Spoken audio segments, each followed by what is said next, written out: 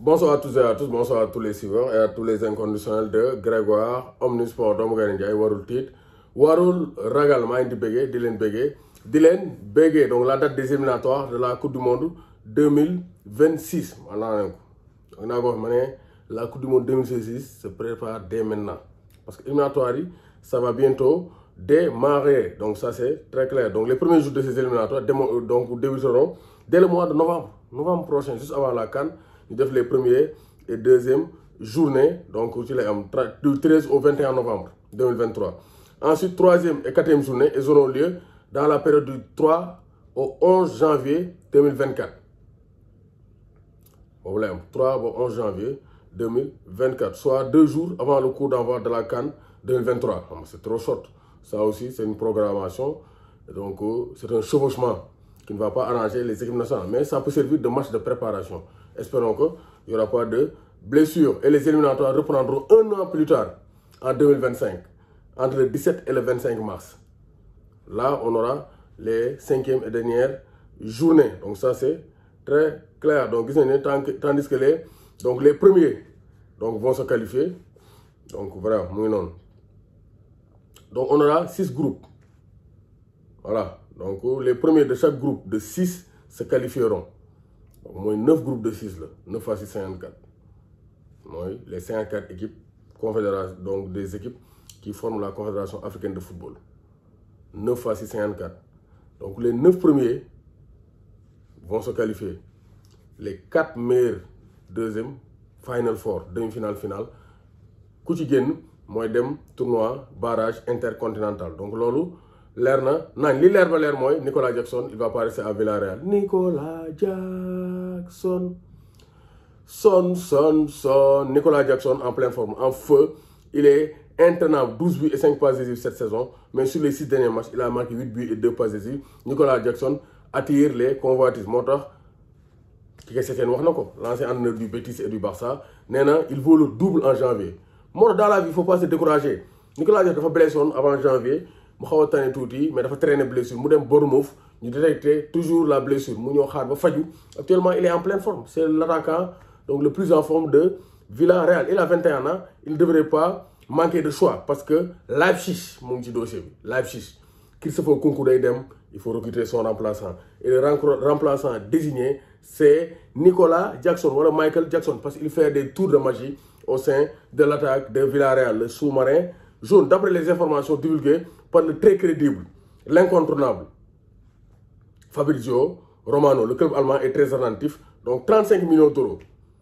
L'ancien joueur du Casa Sport n'est que 35 millions, donc clause libératoire, 35 millions d'euros. Donc c'est pour dire que vraiment ça ne sera pas donc, une grande difficulté pour Leipzig qui a les moyens pour donc vraiment acquérir la signature de Nicolas Jackson. Et ça sera une très belle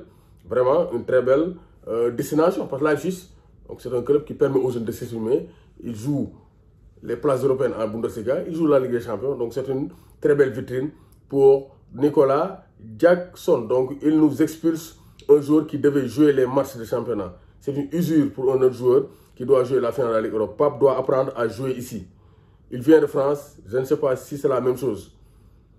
Nous n'allons pas commencer à faire ce qu'il fait. Il doit faire ce que font les autres. Nous n'avons rien à dire du rouge.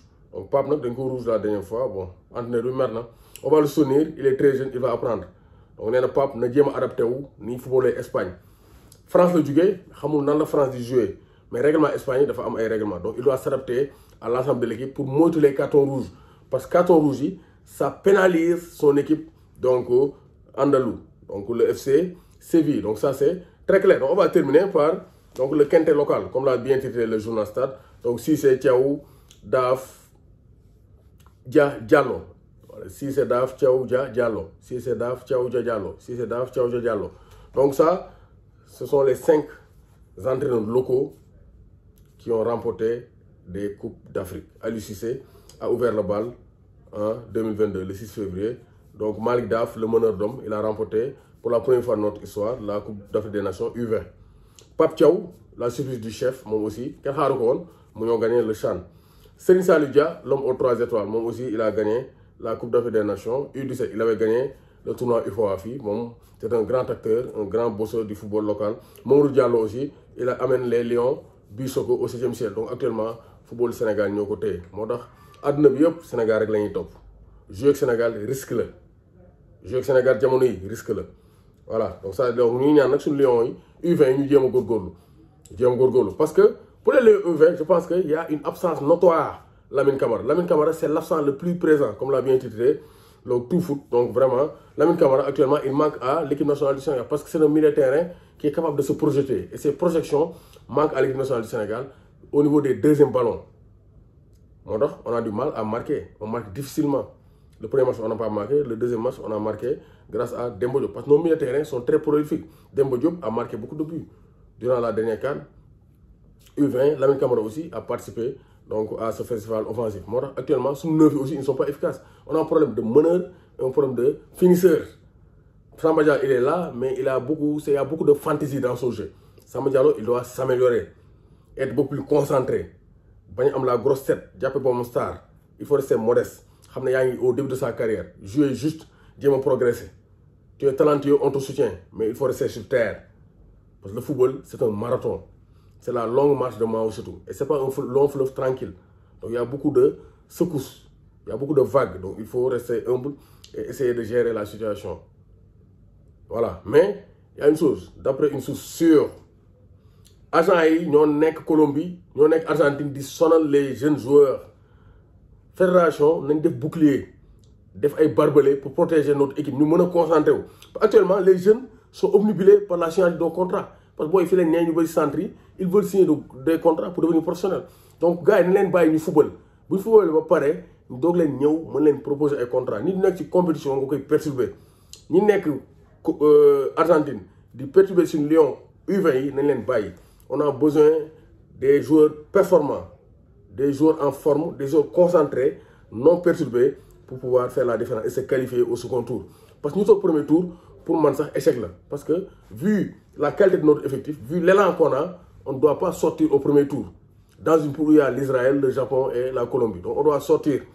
Donc, il faut laisser les joueurs jouer tranquillement. Après, les scouts pourront les approcher. Ils sont jeunes. Ils ont 19 ans, 20 ans. Ils ont l'avenir devant eux. Mais des joueurs en compétition, il faut les barricader. Il faut les protéger du milieu extérieur. Parce que les offres sont succulentes, sont luxueuses, mais il faut gérer, focus sur la compétition. Il faut sortir de ce premier tour. Doomu Gaynde Njaay warul tiit warul ragal.